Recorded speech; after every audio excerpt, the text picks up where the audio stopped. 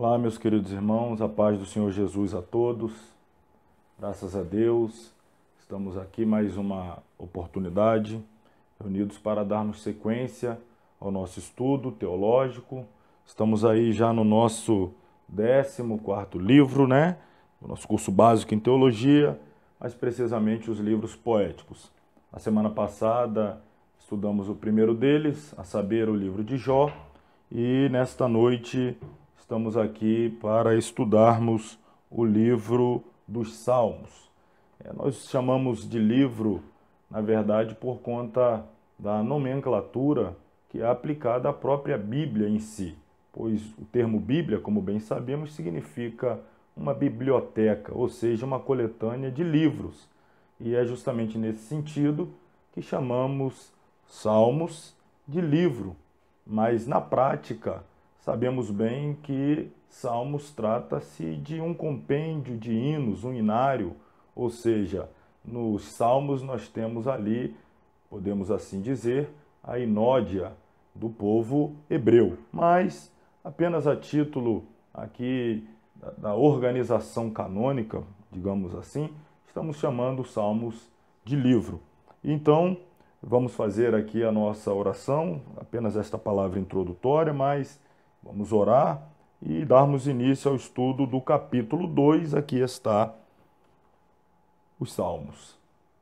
Querido Deus e Pai, ao Teu nome rendemos louvor, adoração a Ti, Senhor, a nossa gratidão por mais uma oportunidade de nos reunir para estudarmos e aprendermos mais da Sua santa palavra. O desejo do nosso coração não é apenas aprender mais de Ti, mas é também recebermos graça, força, ajuda espiritual para praticarmos tudo aquilo que temos aprendido. Nos abençoe nesta noite, a todos os que estão presentes, aos que estão ao alcance deste vídeo, dessa aula, abençoe de uma forma grande e especial. É a nossa oração no nome de Jesus. Amém. Vamos lá, página de número 15. Vamos aí à nossa introdução do capítulo 2, os Salmos. O nome Salmos origina-se de uma palavra grega que significa louvores em poemas acompanhados de música. O nome hebreu Terrilim, que significa louvores, Deixa eu até já colocar aqui o nome hebreu, lembrando sempre que quando falamos do alfabeto hebraico, nós sempre fazemos a leitura, para nós ocidentais seria de forma invertida, ou seja, daqui da direita para a esquerda. Então aqui está Terrilim, a tradução ou a transliteração, melhor dizendo, aqui Terrilim, a tradução louvores. Então o nome hebreu Terrilim significa louvores. Nem todos os salmos, porém, como veremos, são hinos de louvor, mas muitos o são. Salmos é o hinário da nação judia, e alguns salmos constam dos hinários cristãos. Lutero fundamentou o hino Castelo Forte a Nosso Deus no Salmo de número 46. Olha que interessante. E Isaac Watts baseou-se no Salmo 90 para escrever o seu famoso hino intitulado Ó Deus, nossa ajuda em eras passadas. Bom, algo interessante também para nós sabermos quando o assunto é os Salmos, eu vou usar aqui, volto a informar o termo livro dos Salmos, mas sabemos que estamos tratando de um hinário.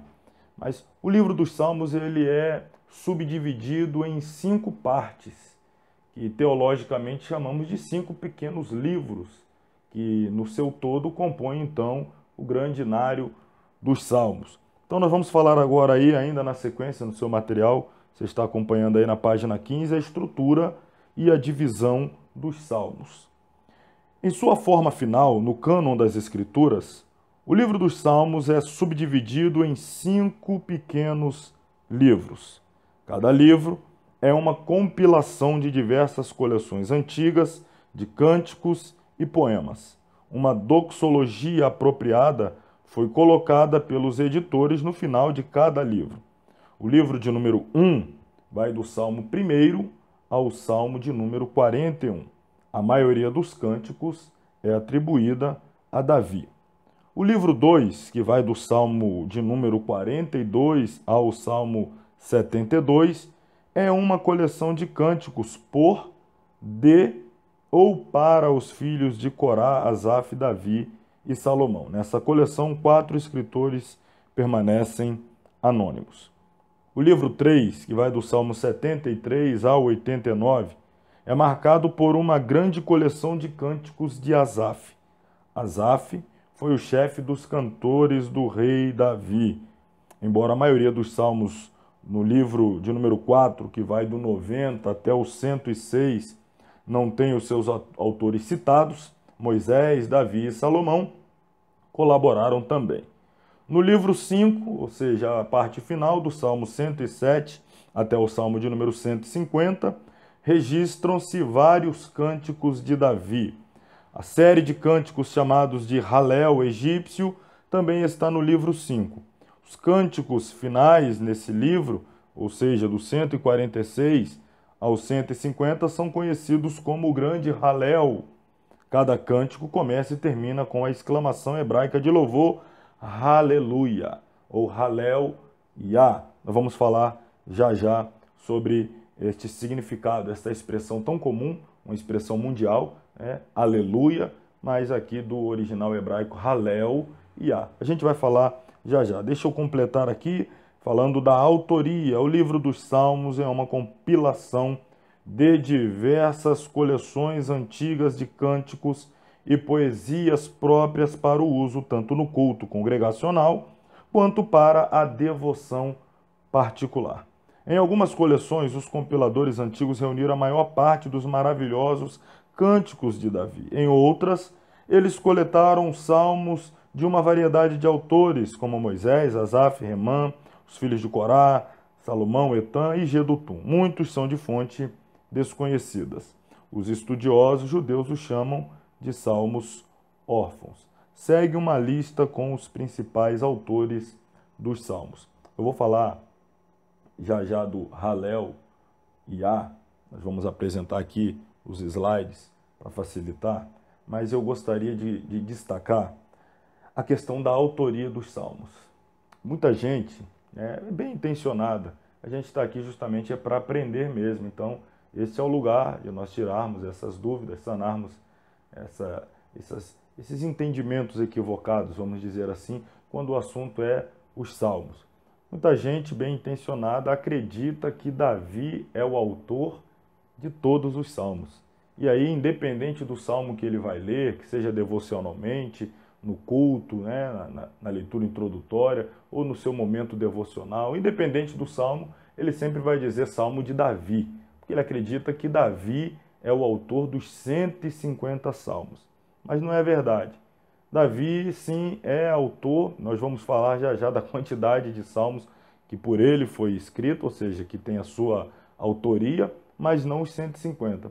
E tem gente que ele colocou tanto na cabeça que Davi é o autor de todos os salmos, que às vezes ele abre lá na Bíblia e ele mesmo diz assim, vamos ler aí o Salmo de Davi, número tal. E aí, quando ele abre, está lá na epígrafe, Salmo de Asaf. E ele até lê a epígrafe. Está aí, Salmo de Asaf, mas ele diz que é de Davi. Na verdade, Davi escreveu 73 salmos. Nós temos um total de 150, então olha aí, faltou apenas 2 para que a metade dos salmos tivessem sido de autoria de Davi, mas quase a metade. Asaf, por sua vez, ele corresponde, ou a ele é correspondente à autoria de 12 salmos, os filhos de Coré 12, Salomão 2, Moisés 1, Remã 1, Etã 1, e tem outros autores diversos e também os salmos anônimos. Então o livro de Salmos, volto a dizer aqui expressando este termo livro, mas ele é de autoria diversas. Eu gostaria de falar aqui este detalhe. Na versão dos 70, nós sabemos bem, quando falamos a versão dos 70, estamos falando da Septuaginta, ou seja, a tradução da Bíblia, do Antigo Testamento, do hebraico para o grego, feito por 70 judeus, enfim, a gente já conhece bem, já estudamos esta parte. Então a Septuaginta, passaram na versão da Septuaginta a ser chamados salmos, por serem cantados ao som de um instrumento que os gregos chamam de saltério. Eu vou lhe mostrar aqui no próximo slide que instrumento é esse, ó. Olha aqui o saltério. Nos lembra, né, a famosa harpa, a harpa de Davi. Está aqui ao lado o exemplo do instrumento chamado saltério. Saltério, que deriva desta palavra grega salmo, por isso que na versão grega do Antigo Testamento, o nome do livro, que em hebraico é Terrilim, louvores, mas os gregos os chamaram de salmos por conta do instrumento com o qual a maioria dos salmos é acompanhada. Está aqui o saltério. Os salmos eram cânticos especiais para os dias ou ocasiões festivas, de vitórias, e muitos também deles tratam de situações adversas, como a prosperidade dos ímpios. Está aqui o que eu disse que ia falar, o aleluia. Essa expressão, volto a dizer, mundialmente conhecida, não é? Em qualquer canto do planeta onde você for, a expressão aleluia, está aqui no slide, está certo?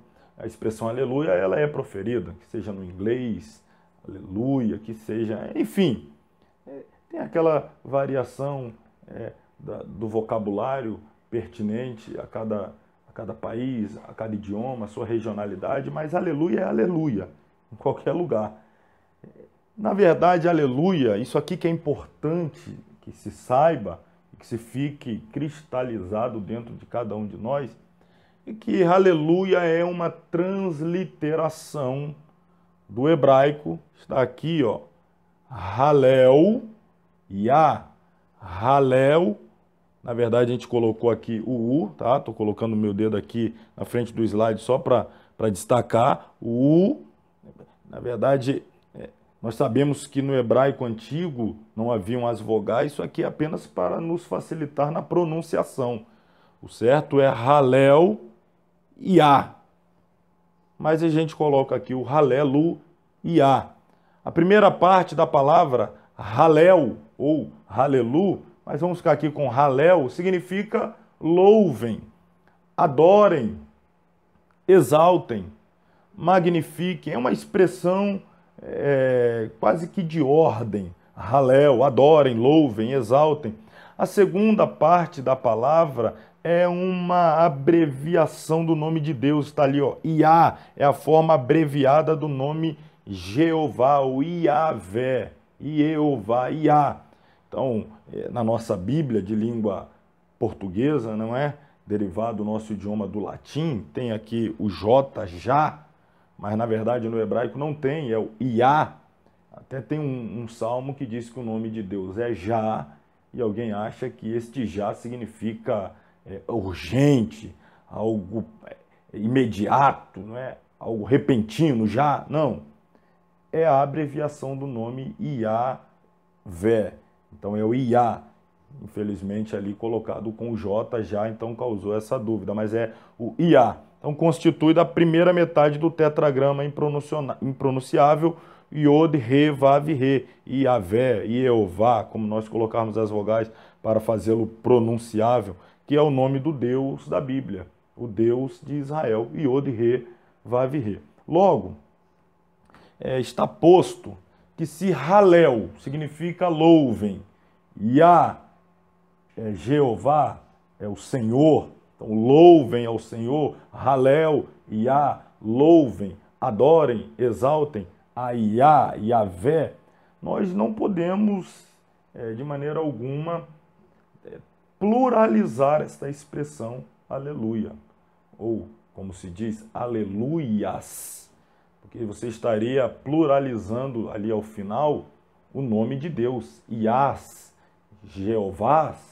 Não existe a pluralização do nome de Deus, isto é óbvio. Então, eu brinco assim, né, para descontrair, ao invés de dizer aleluias, diga 3 aleluia, aleluia, aleluia, aleluia, diga 4, diga 5, diga 10, aleluia, aleluia, aleluia, aleluia, aleluia, mas não encurte o seu trabalho dizendo aleluias, porque o iás seria aqui uma forma equivocada de pluralizar o nome santo, o nome sagrado, o nome hebraico pelo qual Deus se apresentou, o tetragrama impronunciável Iavé. Então, era isso aí que eu gostaria de destacar. Nós precisamos aprender Halel, Iá, louvem, exaltem, adorem a Yahvé, ao Senhor.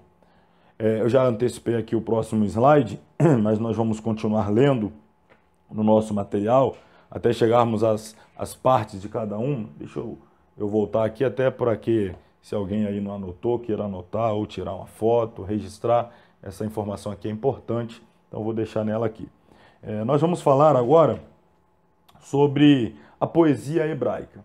Isso é um assunto que nós já tratamos também quando estudamos a hermenêutica bíblica.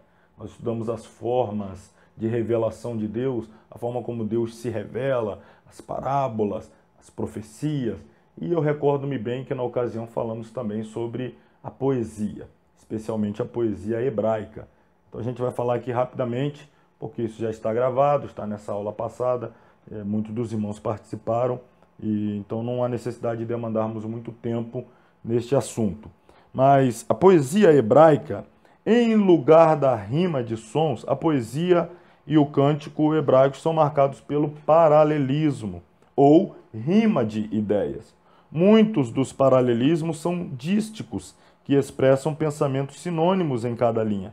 Outros são antíteses, em que a segunda linha expressa a negativa da linha precedente.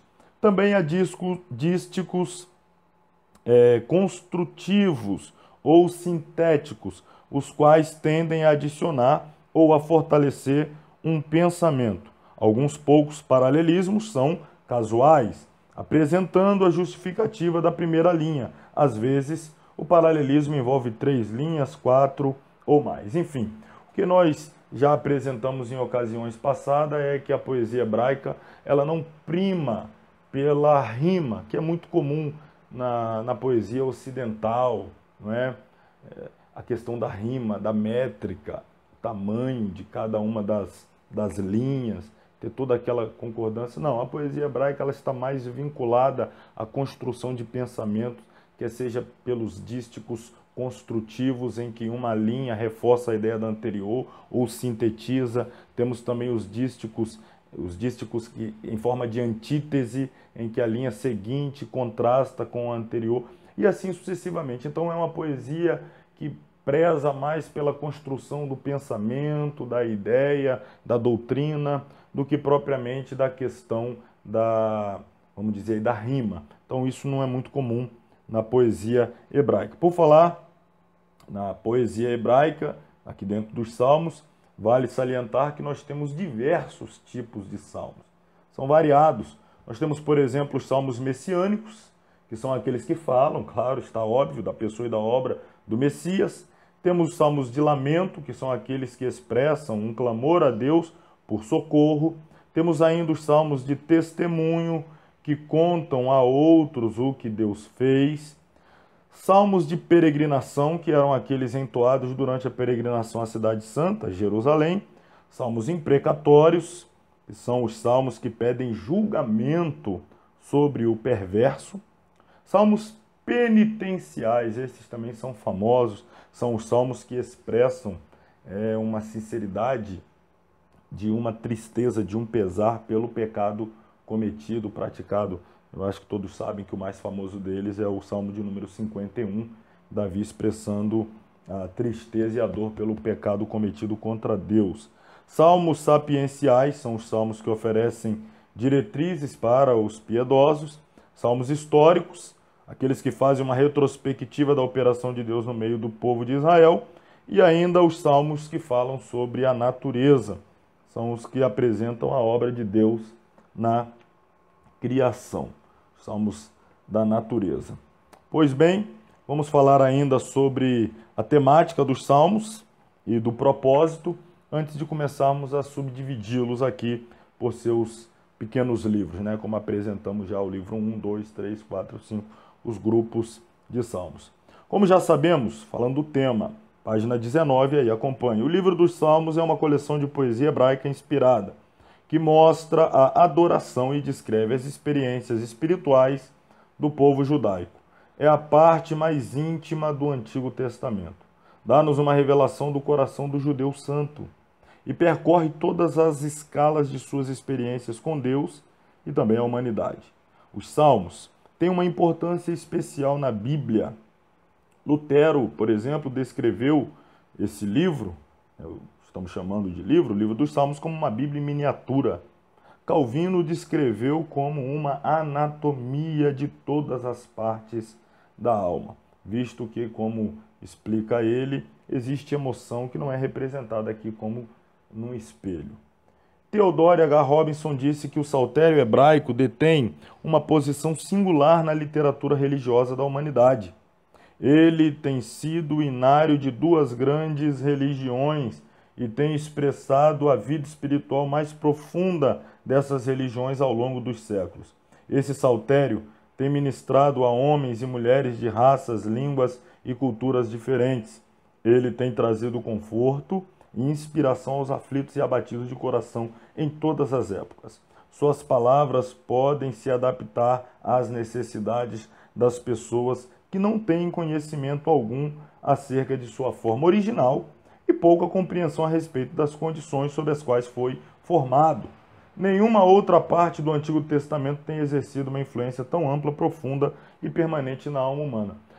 O que eu acabei de ler aqui, que é claro, as pessoas de um modo geral, cristãos ou não cristãos, enfim, aqueles que continuamente ou ocasionalmente acessam o livro sagrado, a Bíblia, o livro de Deus, a maioria gosta dos livros dos Salmos, né?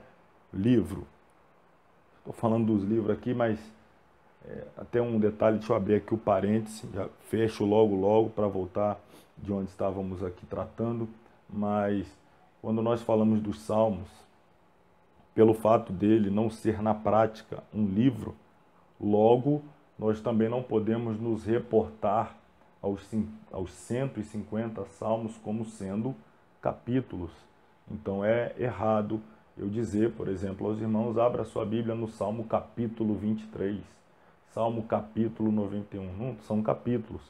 Vamos tomar por exemplo aqui, como eu disse, já que comparativamente o livro dos Salmos, usando aqui a expressão canônica livro, ele se compara ao inário das nossas denominações, como por exemplo o cantor cristão ou a harpa cristã.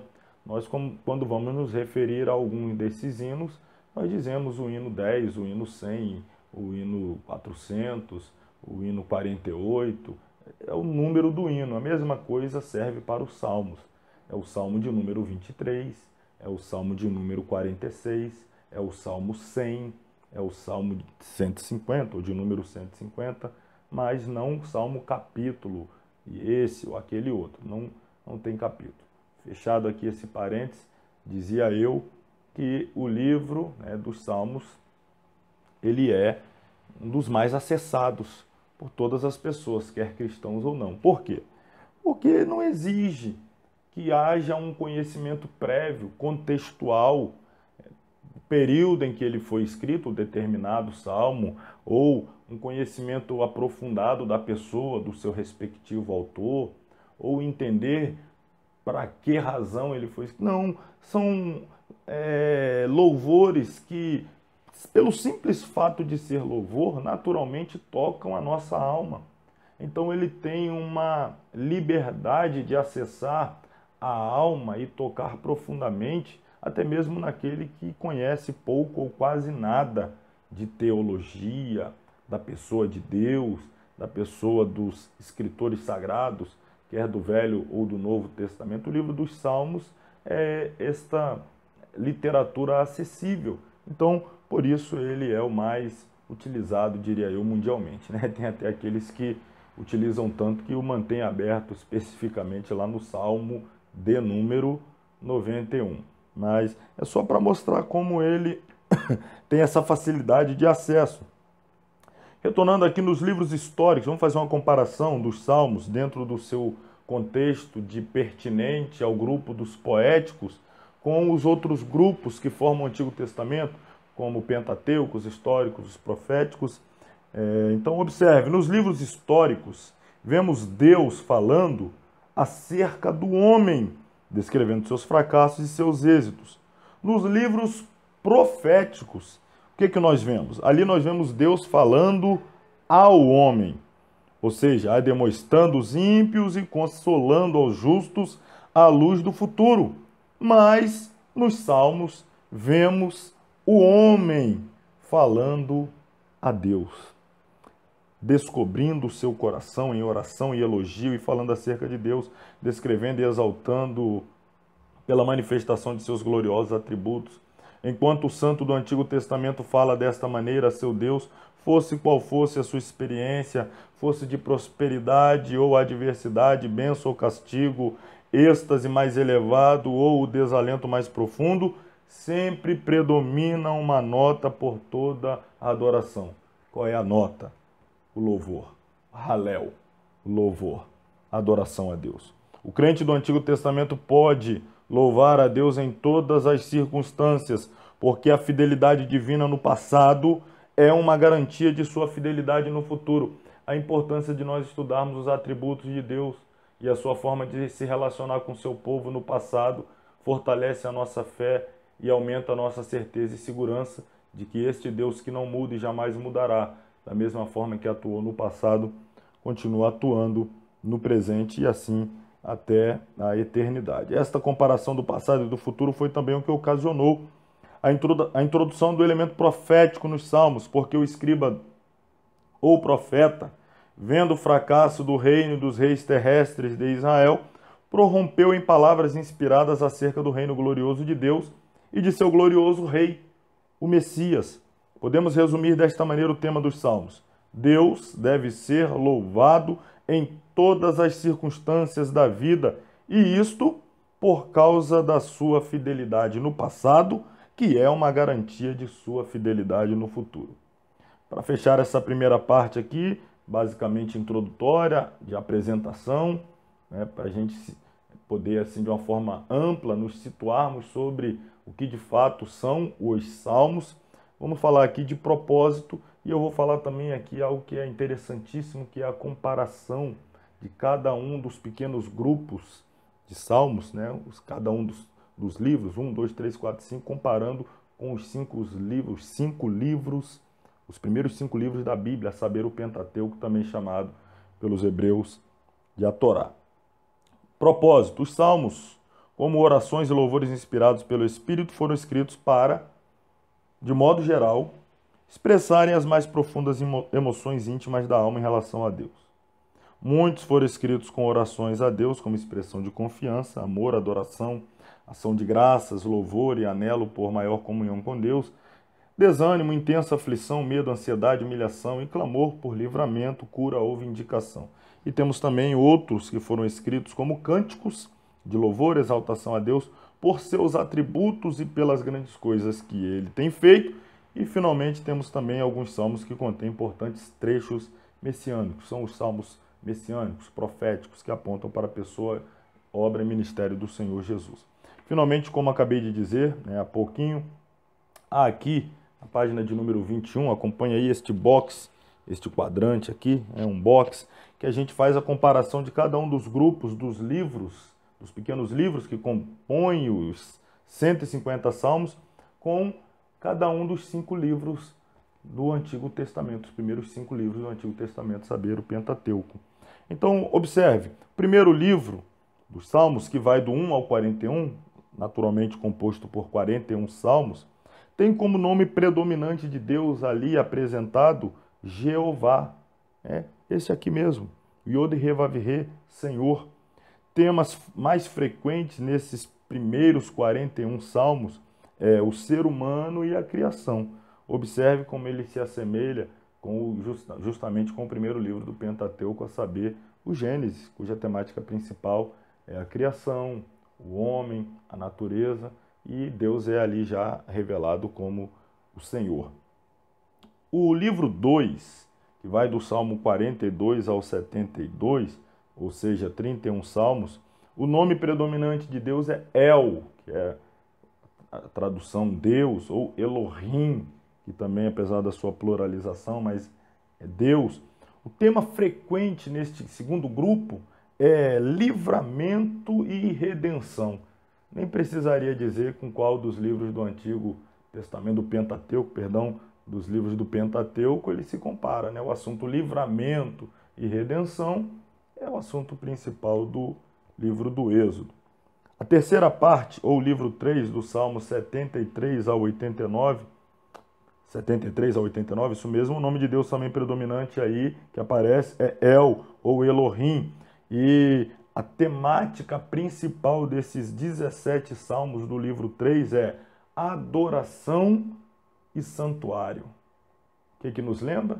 Ou qual livro nos lembra? Lá do Pentateuco? Levítico, adoração, santuário. O livro 4, que vai do Salmo 90 ao Salmo 106, que é composto, portanto, de 17 salmos, tem como nome predominante Jeová, mais uma vez, Senhor. O tema frequente é deserto e caminhos de Deus. O livro de Números, o próprio nome do livro de Números no seu original é Bemidbar, que significa no deserto, e é justamente o tema principal do livro 4, os 17 salmos do 90 ao 106. E fechando aqui, o último grupo, composto por 44 salmos, que vai do 107 ao 150, o nome predominante que aparece ali de Deus também é Jeová ou Senhor, e o tema mais frequente é a palavra de Deus e o louvor à palavra de Deus. Deuteronômio, segunda lei, na verdade, repetição da lei, um reforço da lei. Então tem essa comparação aqui muito interessante. Nós vamos aí para o intervalo e aí voltaremos já já, trazendo o tema de cada um dos 150 salmos, e naturalmente não será possível aqui nós discorrermos sobre os 150 salmos, mas de cada um desses livros, do livro 1, do livro 2, do livro 3, do livro 4, do livro 5, eu selecionei um salmo especial de cada um desses, portanto, 5 salmos, e nós analisaremos aqui cada um desses 5 salmos. É daqui a pouquinho, é só chegar ao intervalo e a gente volta já. Pois bem, vamos lá, retornando, estamos na página 22. Como disse, apresentaria aí o tema de cada um dos grupos, não é, de salmos. Primeiro livro, que vai do Salmo 1 até o 41, eu coloquei aí, está nas páginas 22, 23 e o início da 24, o tema de cada um desses salmos. Então observe, o Salmo 1, ele apresenta como tema um estudo em contraste. O Salmo 2, a rebelião pecaminosa contra o Senhor. Já o Salmo 3 tem por título uma oração matutina de confiança. O Salmo 4, uma oração noturna. O Salmo 5, oração pelo sacrifício matutino. O Salmo de número 6, uma oração por libertação. O Salmo 7, um clamor por socorro. O Salmo 8, paradoxo do homem diante de Deus. O Salmo de número 9, ações de graça e confiança. Já o Salmo de número 10, oração pela derrota dos ímpios. O Salmo 11 apresenta a coragem da fé e o 12, o auxílio de Deus em um mundo incrédulo. O Salmo 13 traz o tema amedrontado, mas não desamparado. O 14, o fruto amargo da impiedade. O Salmo 15, a vida de santidade. O Salmo 16, a herança generosa dos crentes. O 17, uma oração urgente por proteção. O Salmo 18, uma canção de vitória. O 19, obras de Deus e palavra de Deus. O Salmo 20, oração por vitória. O 21, louvor pela vitória. O 22, sofrimento e cântico, esse salmo messiânico muito conhecido. O 23, então, nem se fala, pastor e anfitrião. O 24, adorando o Rei da Glória. O 25, canção de oração e louvor. O 26, profissão de fé e oração. O 27, luz do sol e sombra. Já o Salmo 28, dificuldades e ações de graça. O 29, um salmo para Pentecostes. Salmo 30, ações de graça pelo toque curador de Deus. Salmo 31, provado, mas confiante. 32, a alegria do perdão dos pecados. 33, louvor pelos grandes atos de Deus. 34, um salmo de livramento. 35, oração em meio ao perigo pessoal. O Salmo 36 traz o tema da impiedade e sabedoria. O 37, os justos e os ímpios. O 38, oração do penitente. 39, mais uma oração do penitente. 40, a natureza da verdadeira adoração. E, finalmente, no primeiro livro, encerrando no 41, benevolência e traição. Bom, desse primeiro grupo, Salmos, que vai do 1º ao 41, eu elegi aqui para o nosso estudo, o Salmo vai aparecer aqui, o Salmo de número 1. É sempre bom começar do começo, né? Então vamos fazer isso daí. Vamos começar do começo. Salmo de número 1. Vamos ver que revelações para nós este salmo tem a apresentar. Está aí. Salmo 1 é um salmo de sabedoria e trata da palavra de Deus, das bênçãos de Deus sobre aqueles que meditam sobre essa palavra e lhe obedecem, e, naturalmente, o julgamento de Deus sobre os rebeldes. É um salmo que trabalha muito a questão dos contrastes. É um salmo de contrastes. Então, neste salmo nós temos, de um lado, a bem-aventurança do justo, e nós temos também o outro lado da moeda, que é o destino eterno, fatídico dos ímpios, aqueles que não são naturalmente bem-aventurados por não serem justos. E o divisor d'águas que nós vamos ver neste salmo, que vai fazer esta diferença entre o ser ou não ser participante do grupo dos justos, tem a ver justamente com o relacionamento com a palavra de Deus. Vamos ver então? Bem-aventurado o varão que não anda segundo o conselho dos ímpios, que não se detém no caminho dos pecadores e que não se assenta à roda dos escarnecedores. Antes tem o seu prazer, está aqui, deixa eu pegar aqui, caiu o meu contato aqui, deixa eu pegar. Ok, vamos lá. Antes tem o seu prazer na lei do Senhor e na sua lei. Olha aqui o detalhe, a lei, meditar na lei de dia e de noite. Então, o varão que é bem-aventurado, aliás, deixa eu completar a parte 3, né? Pois será, porque está falando aqui do bem-aventurado, será como a árvore plantada junto a ribeiro de águas, a qual dá o seu fruto na estação própria, cujas folhas não caem, e tudo quanto fizer, ou mais tudo quanto fizer, prosperará. Esse aqui é o justo, esse é o bem-aventurado. O bem-aventurado é aquele que não anda, não caminha segundo ou guiado, aconselhado pelos ímpios. Ele não anda, ele não se detém no caminho dos pecadores e ele não se assenta. Olha, anda, deter, sentar. Andar, se deter e sentar. São ações, diria aqui até negativas, não é? E você vê o passo a passo. Começou andando com, se deteve com, se assentou com. Então, o bem-aventurado é aquele que não faz isso, que não tem o seu conselheiro um ímpio. Ele não comunga do mesmo pensamento dos ímpios. Pelo contrário, o prazer dele, e essa palavra aqui, dentro deste salmo, é uma palavra-chave. O seu prazer, a sua satisfação, a sua alegria, o seu, vamos dizer assim, a sua realização, ela está inserida em meditar dia e noite na lei do Senhor. Meditar dia e noite na lei do Senhor. E a pessoa que assim age, que se comporta dessa maneira, a Bíblia é enfática, ela é categórica em afirmar, está aqui no verso de número 3, que ele é comparado a uma árvore que é plantada junto a ribeiros de água. A Bíblia ela gosta muito de fazer esta comparação.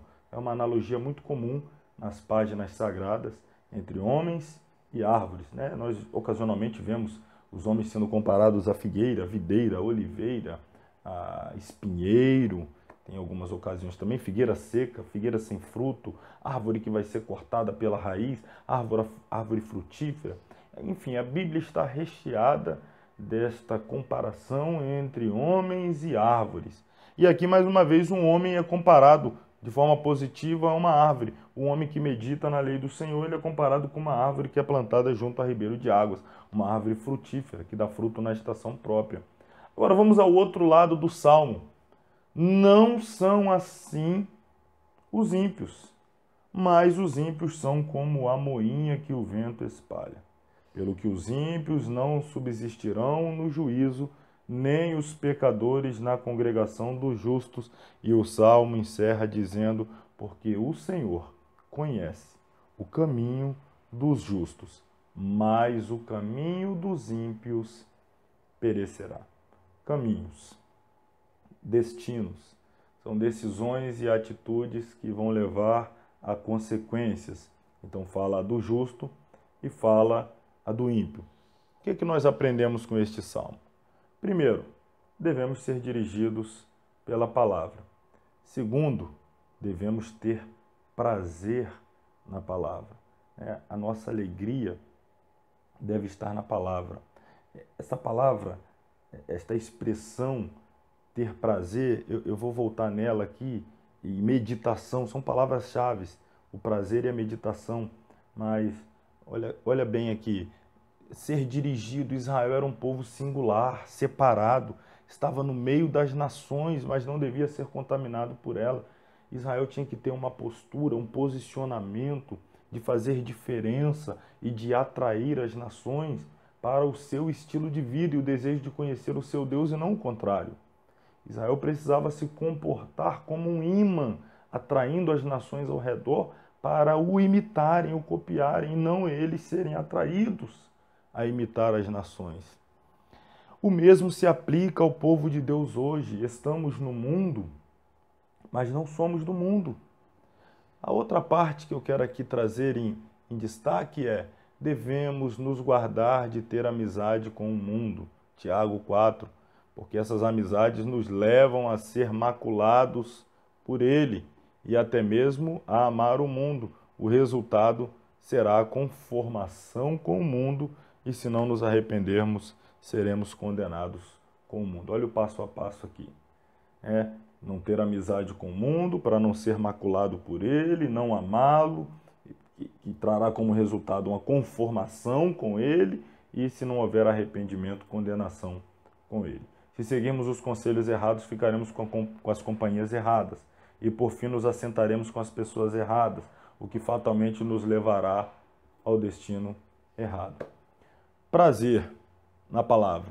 A segunda parte que eu disse que iríamos tratar. O prazer na palavra e a meditação sobre a palavra devem andar juntos, pois pensamos sobre aquilo que nos dá prazer e essas são as coisas que buscamos. Então, o que ocupa a nossa mente, o que nós projetamos, aquilo que nos esforçamos, para o que nos dedicamos, o que sonhamos, o que almejamos, ou para o que nos empenhamos, naturalmente é aquilo que nos produza algum tipo de satisfação, alegria, prazer. Isso é inerente do ser humano, ele está sempre buscando sua satisfação, sua alegria, seu prazer. E a Bíblia fala que o prazer do justo precisa estar diretamente vinculado. Deixa eu pegar aqui a palavra de Deus. Nós devemos ter prazer em aprender mais desta palavra e, consequentemente, em viver em conformidade com ela. Quando eu falo viver em conformidade com a palavra, eu estou, obviamente, falando de manifestar o caráter do dono da palavra, do Deus da palavra.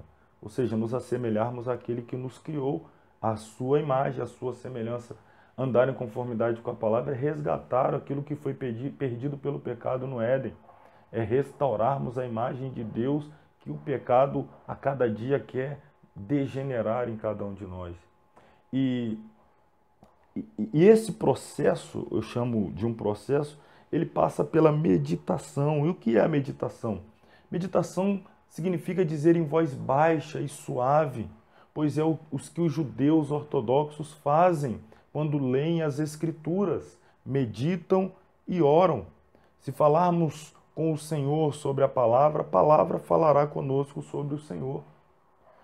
Eu, por diversas vezes, nós aqui na sala de aula mesmo, nós já tivemos a oportunidade de falar sobre isso, de ver alguns vídeos, algumas imagens, algumas reportagens em que aparece o grupo de judeus, um grupo de judeus ortodoxos, todos vestidos de preto, com seus chapéu cobrindo sempre a cabeça, aquela costeleta, me fugiu agora o nome, que dá aquela, que vem enrolando assim, descendo ao lado da orelha. Nós já vimos imagem deles meditando e lendo a palavra. Mas recentemente, nessa viagem que eu fiz recente para pregar a palavra nos Estados Unidos da América, quando eu estava numa ocasião voltando, não lembro exatamente se eu estava já voltando para o Brasil ou indo para uma outra localidade, mas eu estava no aeroporto em Nova York e ali eu encontrei um grupo muito grande de judeus e eles estavam num canto, acredito que tinha uns 6 ou 7, todos eles com a Bíblia deles, a Torá aberta, e eles liam e mexiam o corpo, e o tempo todo ali, naquela confusão, naquela correria, no aeroporto JFK de Nova York, um dos maiores do mundo, aquele movimento tremendo, frenético, mas um grupo ali parece que estava vivendo num mundo paralelo, a parte daquele corre-corre, daquela afobação, daquele vai e vem, e os alto-falantes anunciando horário de partida, de chegada de voo, quem está atrasado, aquela confusão que é inerente de grandes aeroportos do mundo, mas aquele grupo estava ali, parece que num universo paralelo, com as suas torás abertas, lendo-a e movendo o corpo numa concentração, numa dedicação. E segundo a cultura, eles assim agem, porque quando eles vão ler a palavra, eles querem interagir completamente com ela. Então eles olham, os olhos deles estão focados no texto, eles falam em voz baixa para que os lábios deles também estejam interagindo com o texto. À medida que eles falam, aquilo que eles falam, naturalmente eles ouvem, então os ouvidos dele ficam envolvidos com o texto e para completar tudo eles se movem para que a palavra comece a entrar em todas as partes, moléculas, células do seu corpo. É o entendimento dele. Mas é uma cultura extraordinária, maravilhosa a gente perceber. E nesse envolvimento ali, olhos, lábios, ouvidos, a mente está dominada, o corpo está naquele ritmo, está naquele embalo. O mundo ao redor parece que por um momento deixa de existir, porque agora é o momento da palavra. E às vezes a gente precisa tocar nesse ponto até para a vergonha nossa. Nós estamos vivendo um tempo de que quando resolvemos tirar um tempo para a palavra, a gente ainda divide esse tempo com diversos afazeres paralelos. A gente lê a palavra no microfone, com o telefone, a gente lê a palavra com a televisão ligada, mexendo no computador, atendendo uma ligação, mandando uma mensagem, está lendo o texto e está mandando ou recebendo, enfim, nem nesse momento dedicado a gente está exclusivamente tendo prazer e meditando na palavra. Então isso vale a pena a gente refletir, no mínimo refletir. O versículo 3 fala do resultado, árvore plantada. Árvores podem secar, morrer, mas aquele que permanece em Cristo mantém-se sempre verde e dá muitos frutos. Os frutos, quando falamos de frutos, estamos nos referindo aqui há várias bênçãos, Frutos são os resultados das atitudes, são os resultados. Então, ganhar almas para Cristo, ter um caráter piedoso, contribuir financeiramente para a obra do Senhor, realizar boas obras, são os frutos. São os frutos do justo, do que medita e tem prazer na palavra. A primeira metade do Salmo, como vimos, descreve uma pessoa temente a Deus, enquanto a segunda metade concentra-se nos ímpios. Quem são esses? Aqueles que nós, vamos incluir todos nós aqui, os cristãos, devemos procurar alcançar com o Evangelho. As Escrituras descrevem os perversos de várias maneiras, sendo que, nesse caso, a imagem usada é a palha. Ao contrário dos justos, que são como árvores, os ímpios são mortos, sem raízes, espalhados por toda parte e destinados ao fogo. Enquanto o justo tem raiz, ele é comparado a uma árvore e a sua raiz está próxima a um ribeiro de águas, os ímpios são comparados a palhas que já caíram, já estão mortos, são levados pelo vento e destinados ao fogo. A palha não tem valor algum dentro dessa comparação. Não tem valor. A palha fica muito próxima dos grãos, mas no final os dois são separados e a palha é levada pelo vento ou queimada. Ou seja, na hora da peneira, que os grãos são colhidos junto com a palha, então é jogado para o alto, o vento leva a palha e só fica na peneira o grão. E essa palha que é levada pelo vento, depois ela é juntada, né? Varrido ali, junta e faz o que com ela? Taca fogo. Esse é o destino do ímpio, ele é comparado com palha. Enquanto o justo é comparado com o fruto, o trigo, ele é recolhido nos celeiros, fala do arrebatamento, ser levado à mansão celestial. A palha, ela é levada pelo vento, mas depois ela é juntada e lançada no fogo. Isso fala-nos de condenação eterna. Até que isso aconteça, porém, temos a oportunidade de testemunhar aos ímpios e de levar o maior número possível deles a Cristo. Quando o dia do julgamento chegar, o Senhor justo juiz é quem vai fazer esta separação entre trigo e joio. Este salmo começa com a ideia de bem-aventurado e encerra com a ideia de ser destruído. Os verdadeiros cristãos são abençoados em Cristo, receberam a bênção de Deus e podem ser uma bênção para outros, especialmente para a palha que um dia será lançada no fogo. Portanto, esforcemo-nos para ganhar o máximo de pessoas para Cristo. Carisma et Tomon, a graça seja convosco. Aqui é a primeira parte, né? Vamos para o livro 2. O livro 2 vai do Salmo 42 ao 72. Eu não sei qual salmo você gostaria de ter aqui sendo estudado. Espero que você concorde comigo, com o que eu escolhi. Vai ser bom se houver essa concordância, senão não vai ser ruim também. De alguma forma você vai aprender e vai ser acrescentado aqui o seu conhecimento, mas o salmo que eu escolhi, vamos lá, como é que faz aqui para subir ele aqui? Tem que levantar ele aqui, tá aí, ó.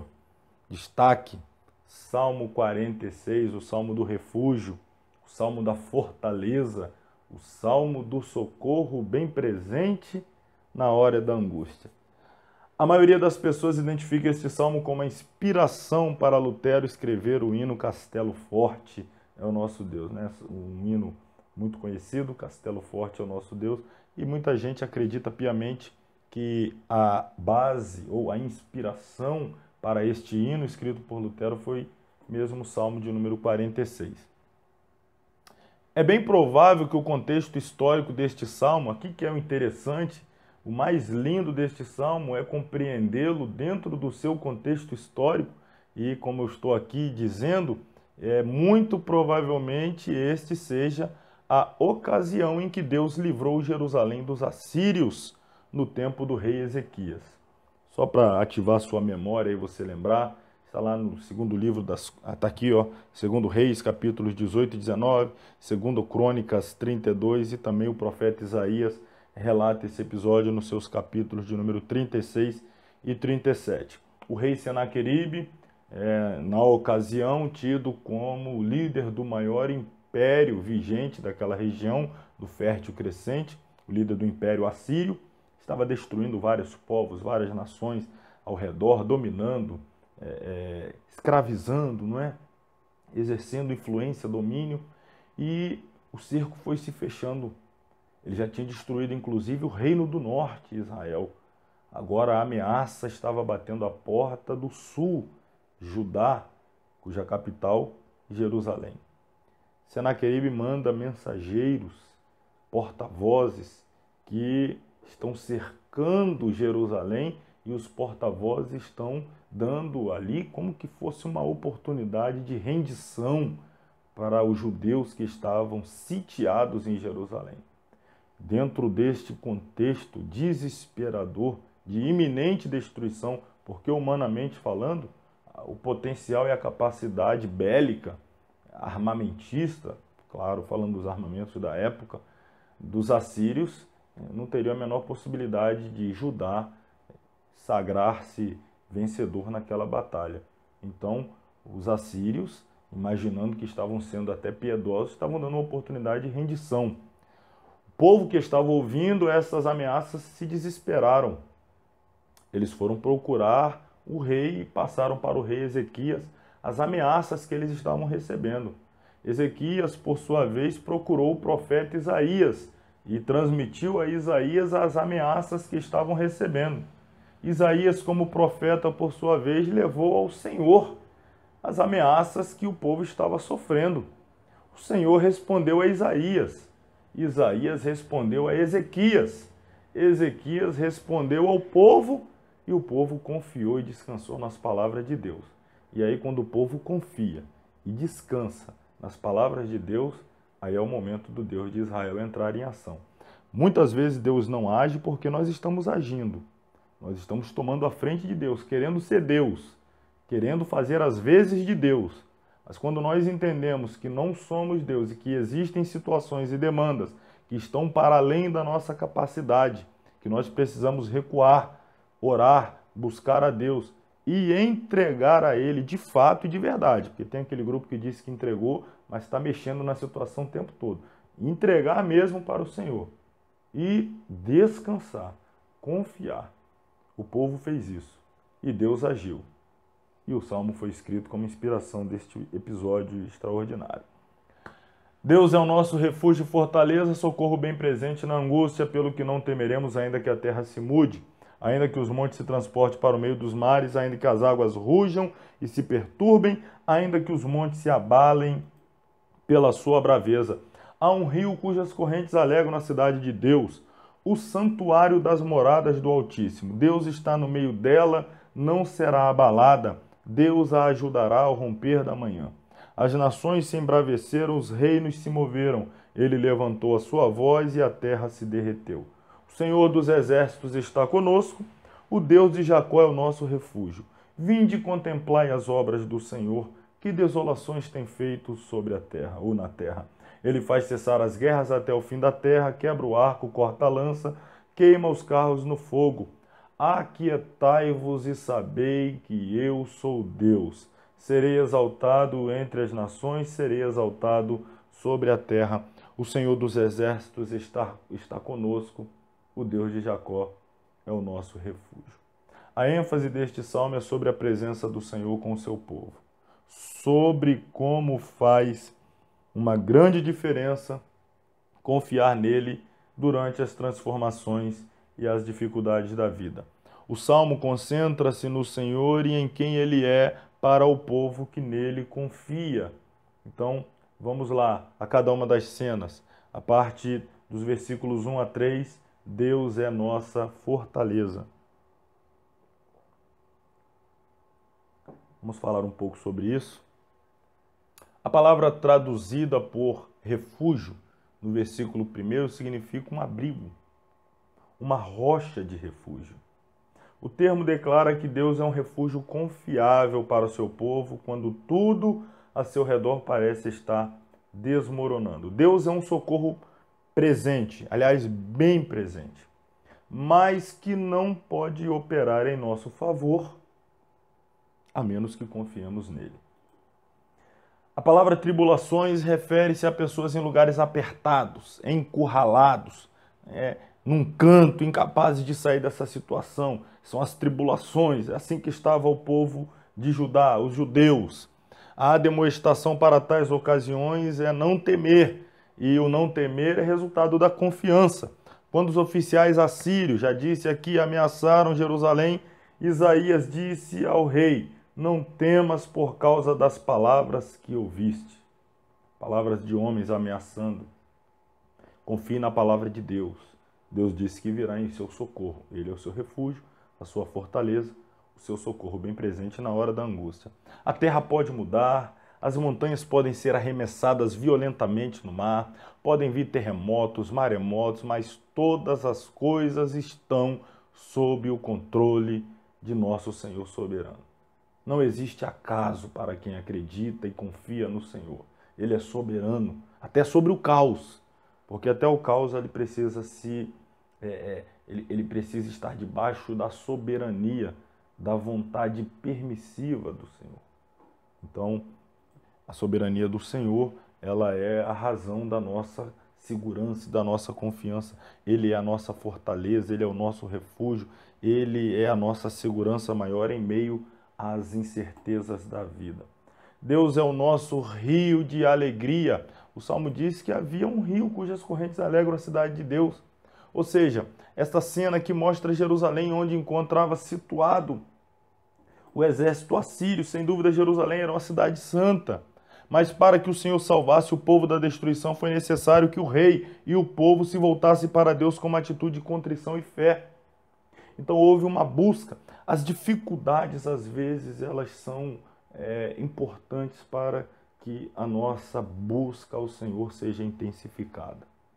Às vezes nós passamos por calamidades e elas são permitidas pelo Senhor para que a nossa fé cresça, a nossa devoção, a nossa intimidade, o nosso zelo, a nossa intensidade de desejo pela presença do Senhor, ela seja aguçada. Então, o povo aqui está sofrendo ameaças, estão humanamente olhando, cercados, estão cientes da capacidade destrutiva do seu inimigo e da sua incapacidade de livrar-se daquela situação. Isto fez com que o povo não tivesse outra saída a não ser buscar intensamente ao Senhor. E Deus respondeu o povo. Aliás, Deus sempre responde àqueles que o buscam com intensidade. Sempre. Deus socorreu Jerusalém quando o dia amanheceu. O choro pode durar uma noite, né? Mas a alegria, ela vem sempre pela manhã. Pois o anjo do Senhor matou nada mais, nada menos do que 185 mil soldados assírios e mandou Senaqueribe de volta para casa. O povo descansou, como eu disse. E esse descansou aqui é literal. Ezequias disse ao povo, tá? Eu vou ler aqui, eu gosto do texto como está registrado no segundo livro das Crônicas. Eu vou ler aqui no capítulo de número 32, onde há a narrativa deste episódio. Está aqui 29, 32. Eu vou começar no versículo 1, vou até o versículo de número 8. Depois dessas coisas e dessa fidelidade, veio Senaqueribe, rei da Síria, e entrou em Judá e acampou-se contra as cidades fortes, e intentou separá-las para si. Vendo, pois, Ezequias que Senaqueribe vinha e que o seu rosto era de guerra contra Jerusalém, teve conselhos com seus príncipes e os varões, para que se tapassem as fontes das águas que havia fora da cidade, e eles ajudaram. Assim muito o povo se ajuntou e tapou todas as fontes, como também o ribeiro, que se estendia pelo meio da terra, e disseram: por que viriam os reis da Assíria e achariam tantas águas? Versículo 5, e ele se fortificou, e edificou todo o muro quebrado até as torres, e levantou outro muro para fora, e fortificou a Miló na cidade de Davi, e fez armas e escudos em abundância. E pôs oficiais de guerra sobre o povo, e ajuntou-os a si na praça da porta da cidade, e falou-lhes ao coração, dizendo: esforçai-vos, e tende bom ânimo, não temais, nem vos espanteis por causa do rei da Síria, nem por causa de toda a multidão que está com ele. Porque há um maior conosco do que com ele. Com ele, diz Ezequias ao povo, está o braço de carne, mas conosco o Senhor nosso Deus, para nos ajudar e para guerrear as nossas guerras. E o texto termina dizendo assim: e o povo descansou nas palavras de Ezequias, rei de Judá. O povo descansou, mas Deus trabalhou. E aliás, não precisou trabalhar muito, né? Mandou um anjo. E o anjo trabalhou uma noite. E quando o dia amanheceu, o que os judeus encontraram? 185 mil cadáveres, corpos mortos. Bastou Jeová dar a sua ordem e o inimigo foi derrotado. Ele é o Senhor dos exércitos. Em todas as circunstâncias podemos beber do seu rio de alegria e encontrar a paz e as forças de que precisamos. Beber das águas, dessa água. Não é dessa daqui não é? Mas é dos rios de Deus que nos dá a segurança, nos dá a certeza e a convicção de que Deus está trabalhando por cada um de nós. A última parte. Deus é o nosso Deus. Ele será glorificado. A terceira cena mostra os campos ao redor de Jerusalém, em que os soldados assírios estão mortos, suas armas e equipamentos espalhados e quebrados. Não havia ocorrido batalha alguma. Lembra do Salmo? Ele faz cessar a guerra. Acabou a guerra. Não havia ocorrido batalha, mas o anjo do Senhor deixara vestígios a fim de estimular a fé do povo de Deus. O Senhor derrotou, desarmou seus inimigos, né? Ele quebra o arco, ele corta a lança, ele queima os carros no fogo, desarmou, destruiu as armas do inimigo. Nada, não havia mais nada que eles poderiam fazer para atacar. Eles foram destruídos pelo Senhor. Aquietai-vos, quer dizer literalmente, não mexam em nada, descansem. Pelo fato de Ezequias e seus líderes terem permitido que Deus fosse Deus, ele os livrou de seus inimigos. Foi o que eu acabei de dizer. Foi assim que o rei Ezequias orou. Agora, pois, ó Senhor nosso Deus, ser servido de nos livrar da sua mão, e assim saberão todos os reinos da terra que só tu, Senhor, só tu és o Senhor Deus. Às vezes, Deus permite que fiquemos em aperto, para que a nossa fé cresça e ele seja exaltado. Então, não esqueça disso aqui jamais. O Senhor trabalha para aqueles que nele esperam. Vamos para o livro 3, Salmos 73 a 89. Vou te dar aí 10 segundos para você pensar em que salmo que nós vamos estudar agora. Estamos no terceiro livro, 73 a 89. Não sei você, mas eu escolho o 84. Esse aqui é um belíssimo salmo, não é? O salmista deixa 3 ensinamentos pessoais neste salmo. Primeiro, meu prazer está no Senhor. Segundo, a minha força está no Senhor. Terceiro, a minha confiança está no Senhor. Primeira parte, meu prazer está no Senhor. Quão amáveis são os teus tabernáculos, Senhor dos exércitos.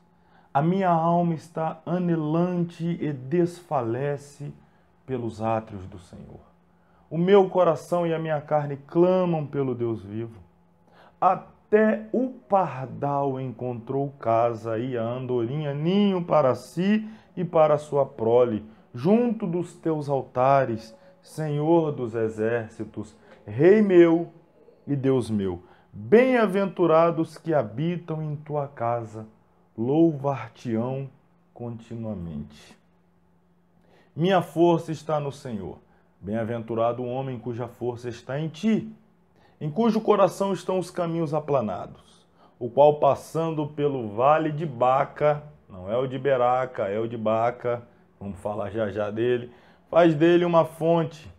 A chuva também enche os tanques. Vão indo de força em força, cada um deles em Sião aparece perante Deus.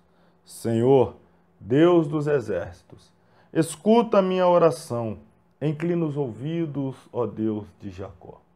Minha confiança está no Senhor, terceira parte. Olha, ó Deus, escudo nosso, e contempla o rosto do teu ungido, porque vale mais um dia nos teus átrios do que em outra parte 1000. Preferiria estar à porta da casa do meu Deus a habitar nas tendas da impiedade. Porque o Senhor Deus é um sol e escudo, o Senhor dará graça e glória, não negará bem algum aos que andam na retidão. Senhor dos exércitos, bem-aventurado o homem que em ti põe a sua confiança. Vamos voltar então a cada uma dessas partes. A primeira, meu prazer está no Senhor. No início do salmo, o salmista deixa claro que o templo é amado por todos os que amam ao Senhor. O templo era o local da habitação de Deus, o palácio onde residia a sua glória. Hoje, Deus não vive em construções feitas por homens, mas ainda assim devemos ter uma reverência especial para com as construções consagradas a Ele. O salmista clama a Deus com todo o seu ser. Chega a ponto de invejar os pássaros que podem fazer ninho nos átrios do templo próximo ao altar. É uma cena dramática do ponto de vista de tentarmos alcançar o anelo, o desejo ávido da alma do salmista de estar dentro da casa, dos átrios do Senhor. e claro, haviam as limitações da lei, não eram todos que tinham acesso ao santuário, apenas os sacerdotes, o lugar santíssimo, só o sumo sacerdote, uma única vez ao ano. Eles eram porteiros da casa, eles apenas olhavam para dentro e tinham um desejo profundo de poder entrar, de ter acesso aos átrios. E quando eles observavam os pássaros, os pardais, as andorinhas, né, dando seus voos rasantes, entrando por uma janela, que sabe, saindo pela outra, ou mesmo entrando pela porta, alguns a ponto de fazer até mesmo ninho lá dentro, ou seja, transformar a casa de Deus em sua própria casa, em sua própria habitação. O salmista da porta olhava e dizia: até o pardal encontrou casa e a andorinha ninho para si nos teus altares. Isso fala do anelo, do desejo de estar na presença. É claro, estamos falando numa outra dispensação em que a glória do Senhor manifestava-se única e exclusivamente no templo. Ali estava a Arca da Aliança, o símbolo maior da presença de Deus. Hoje vivemos em uma dispensação em que nós somos o templo do Senhor. Nós somos a habitação do Deus vivo. Mas nem por isso devemos e nem podemos desvalorizar o santuário, ou seja, as construções humanas, mas que foram consagradas para as nossas reuniões regulares, para as nossas adorações coletivas, para a nossa edificação mútua. Então, o respeito devido à casa de Deus, ele não pode, em hipótese alguma, ser abandonado. Isso é muito bom e deve ser mantido. Como é fácil esquecer de dar o devido valor ao privilégio de adorar ao Deus vivo, privilégio comprado para nós na cruz do Calvário. Nós temos acesso livre, não é? Nós temos acesso livre. O salmista na sua época não tinha, e por isso esse valor. Às vezes nós, por conta do acesso que temos, o valor é menor e precisamos pensar mais sobre isso. A segunda parte, a minha força está no Senhor. O Vale de Baca, eu disse para não confundir com Baraca. Baca é o Vale das Lágrimas. Baraca é o da bênção. Baca, lágrima, dor, sofrimento. Baraca, bênção, né? Vitória. Eu digo até que dá uma mensagem, dá um tema bonito de mensagem. Já pensou? Você chega lá no domingo à noite e diz: irmãos, hoje o tema da minha mensagem é saindo do Vale de Baca em direção ao Vale de Baraca. Acredito que pouca gente vai entender de início, né, aonde você vai querer chegar com a sua mensagem. Mas quando você tiver a oportunidade de discorrer, explicar o Baco, Baraca, lágrimas, vitória, enfim, dá algo interessante aí. Pensa aí sobre isso. Baca é o nome dado a qualquer lugar difícil e doloroso da vida, onde não parece haver esperança alguma, onde nos sentimos desesperados, no poço do desespero. Aqueles que amam a Deus sabem que vão atravessar vales como esse. Vão atravessar, mas não vão permanecer ali. A experiência dessa travessia redunda em bênçãos para eles. E esses fiéis também deixam uma bênção por onde passa. É maravilhoso receber uma bênção, mas é ainda melhor ser uma bênção e transformar um deserto num jardim. Bem-aventurado o homem cuja força está em ti. Finalmente, a minha confiança está no Senhor. Diz ele: porque vale mais um dia nos teus átrios do que em outra parte 1000. Preferiria estar à porta da casa do meu Deus a habitar nas tendas da impiedade. Quando caminhamos pela fé, colocamos o Senhor e sua vontade em primeiro lugar e mantemos nossas prioridades em ordem. Para homens e mulheres de fé, o Senhor é tudo de que precisam. É para eles o que o sol é para o universo. O quê? A fonte de vida e luz. Se caminhamos pela fé, ou se caminharmos pela fé, tudo que começar com a graça de Deus terminará com glória. Deus não nos dará tudo o que desejamos, mas não deixará faltar nada do que precisamos. Precisamos entender isso, viu? O compromisso de Deus conosco não é satisfazer os nossos desejos, mas é suprir as nossas necessidades. Deus não vai nos dar sempre tudo aquilo que desejamos, mas Deus se compromete a não deixar faltar nada do que precisamos. Esse é o Deus que servimos, é o Deus do Salmo 84. Vamos para o livro 4, penúltimo da nossa aula de hoje, vai do 90 ao 106. E aí? Do 90 ao 106, qual que nós vamos estudar? 1, 2, 3 e... está aí, Salmo 100. Trabalhar com Salmo 100, né? O Salmo 100 é um daqueles salmos... acho que você ficou decepcionado e queria o 91, mas o 91 já está tão acostumado a trabalhar com 91. Vamos para o 100. Salmo 100, de celebração, de alegria. Celebrai com júbilo ao Senhor. Este salmo resume a ênfase sobre o governo soberano de Deus, a bondade para com seu povo, a responsabilidade das nações em reconhecê-lo e a importância do povo de Deus de exaltar e adorar o seu rei. Está aí, ó. Celebrai com júbilo ao Senhor todos os moradores da terra. Servi ao Senhor com alegria e apresentai-vos a Ele com canto. Sabei que o Senhor é Deus, foi Ele e não nós, que nos fez povo seu e ovelhas do seu pasto.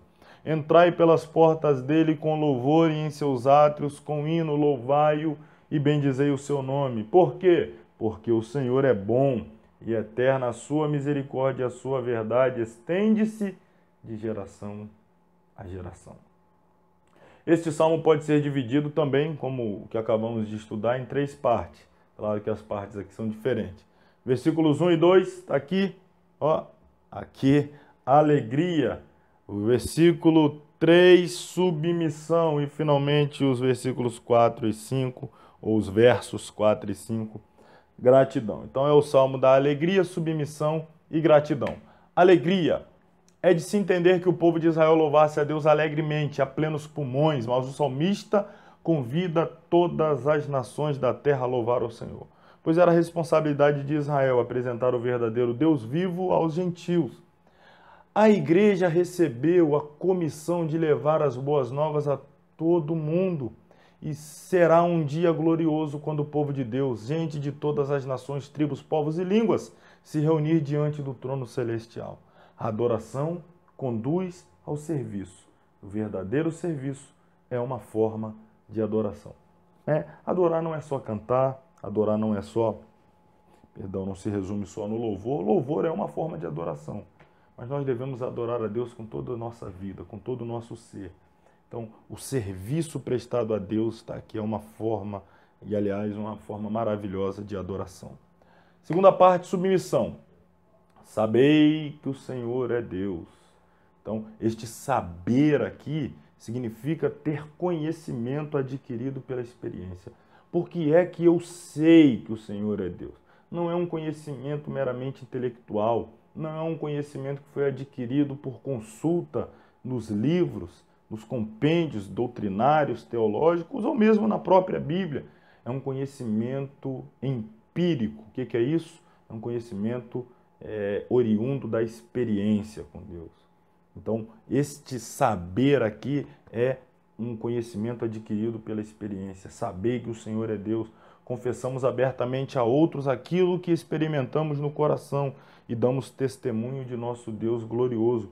A expressão foi Ele que nos fez povo seu, significa que Jeová nos constituiu como uma nação, seu povo escolhido. Portanto, somos suas ovelhas e Ele é o nosso pastor. A imagem do povo de Deus como seu rebanho aparece com frequência nas Escrituras.